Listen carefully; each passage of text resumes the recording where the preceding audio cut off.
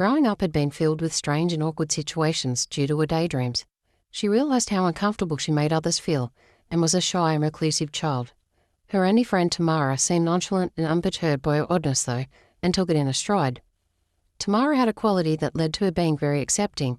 Nothing seemed to surprise her, and Rachel felt truly comfortable in her presence. The two girls lived only a couple of blocks apart and spent most of their free time together. One summer's day, they made their way down a grassy embankment to the railway line at the outskirts of town. The pair, accompanied by Rachel's border collie dog, had often explored the open areas nearby their homes for hours on end. They made their way along the riverbank, skimming stones and throwing sticks for Ara to retrieve. The dog would plunge out into the current, locate the stick, and swim back with the stick lodged in firmly in his teeth, spluttering and snoring water out of his mouth as he went. As he dragged himself back onto the shore, he would shake his great, hairy dog body, showering the girls with cold river water. They screamed and laughed in protest, but it was plain to see they enjoyed the cool sprinkling as much as the dog enjoyed shaking himself. They continued on until they came to the railway bridge. It spanned the river, and at its highest point, it would have been about 25 metres above the water.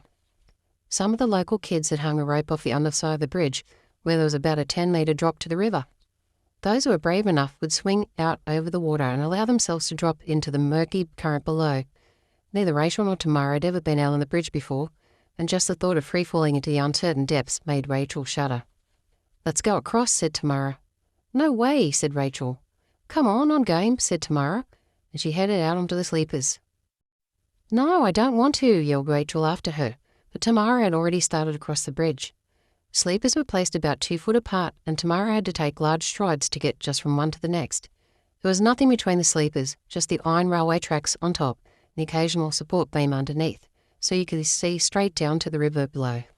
"Tamara, come back!" Rachel gritted her teeth as she stepped out onto the first of the sleepers, only a few feet above the ground. The ground quickly fell away beneath the bridge, and from only a few metres out she could see the swirling waters below.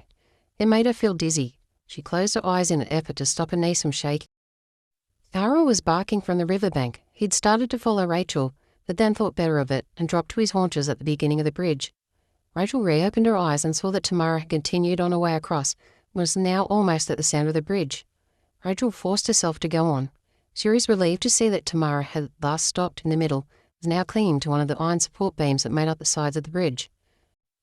Rachel, with a heart pounding, made it over to her after a couple of minutes of nervously navigating her way over the sleepers. "What are you doing?" She finally reached her.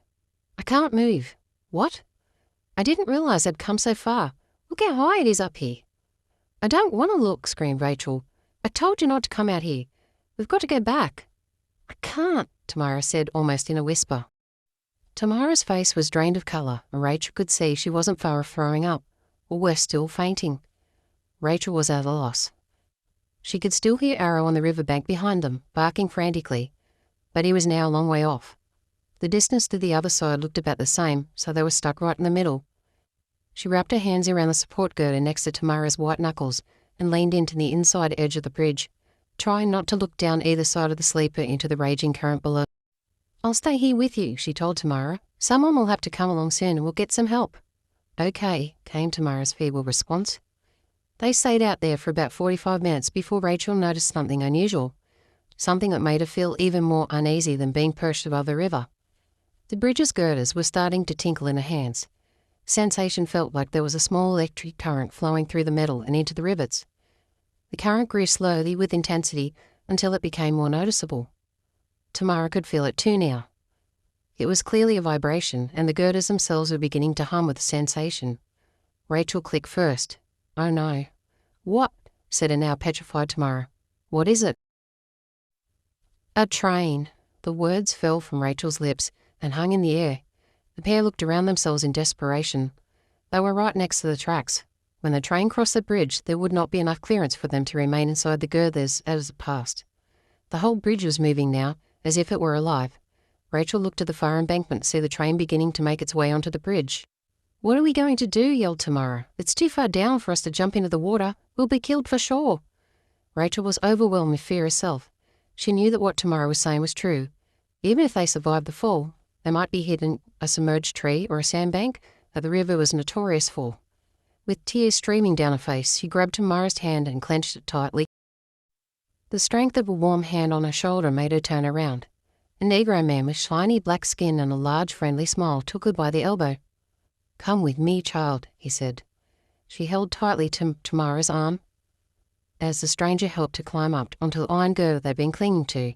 She dragged Tamara with her, who was now screaming and kicking with fear as Rachel pulled her up inside the bridge. Rachel could smell the diesel fumes of the train now as she was hoisted up onto a small platform on top of the bridge support. It was on the outside of the bridge and wasn't visible to the girls from where they'd been standing. Rachel held on to Tamara with an unexplainable amount of strength, dragging her now exhausted friend onto the platform beside her, just as the huge train snaked its way across the bridge, only about a metre away from them.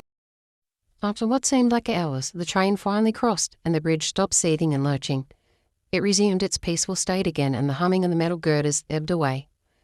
Tamara raised her tear-stained face off Rachel's shoulder.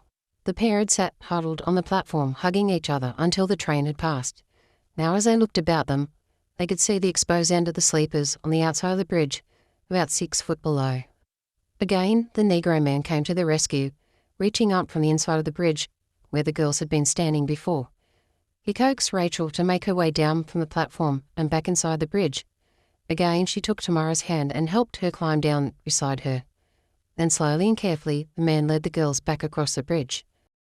There at the edge was a very grateful Arrow, who covered the girls with licks and kisses, jumping all over them both. Tamara collapsed onto long grass and Rachel, letting go of the stranger's hand at last, hugged the waiting dog, burying her face into his warm woolly coat and sobbing with relief. "You're so brave, Rachel. Thank you," wailed Tamara. "I'm so sorry I made you do that." "Don't thank me. Thank the man who—" Rachel brought her face up from Arrow's neck, only to see that the two girls were alone at the edge of the bridge. "What man?" sniffed Tamara. "The Negro man," said a puzzled Rachel, as she stood looking all around to see where he'd gone. She wanted to thank him for saving them, but now he was nowhere to be seen. "There was no man," said Tamara. "Yes, there was," insisted Rachel. "He helped us get out of the way of the train. Didn't you see him?" "No, I didn't," replied Tamara. "I'm going to have a bruise on my wrist from where you had hold of me.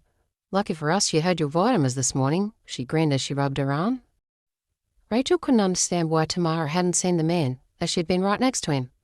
If it wasn't for him, there would have been no way they could have climbed down onto the platform, as she had no way of knowing it was even there. His face was etched firmly in her mind, his shiny blackness, broad nose, and white smile that seemed to take up most of his face. His clothes were strange too, white in colour, but she found it hard to describe what he'd been wearing.